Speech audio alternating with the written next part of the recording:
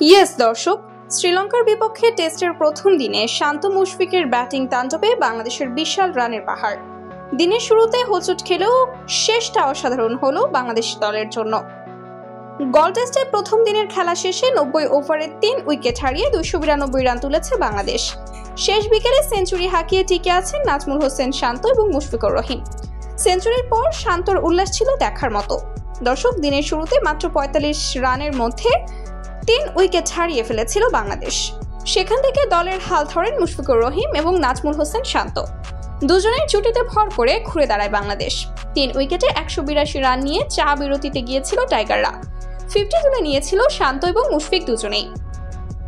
চা বিরতি শেষেও ব্যাট হাতে সাবলীল শান্ত মুশফিক। দারুণ কার্যকরী ব্যাটিংয়ে এগিয়েছেন দুজন। উইকেটের চারপাশে দারুণ সব শটে তুলেছেন রান। শ্রীলঙ্কার বোলারদের সামনে এদিন যেন চীনের মহাপ্রাচীর হয়ে দাঁড়িয়ে যান দুজন। তাদেরকে কোনোভাবেই ফেরানো যাচ্ছিল না। 50-র পর সেঞ্চুরির কাছাকাছি চলে যান শান্ত এবং মুশফিক। আগে সেঞ্চুরি ছুঁয়েছেন শান্ত। দারুণ বুদ্ধিদীপ্ত এবং কৌশলী ব্যাটিংয়ে 3 অঙ্কের ম্যাজিক ফিগার ছুঁয়েছেন টাইগার অধিনায়ক। 21 ইনিংস পর পেলেন টেস্ট সেঞ্চুরির দেখা। শান্তর পর সেঞ্চুরি ছুঁয়েছেন মুশফিকও।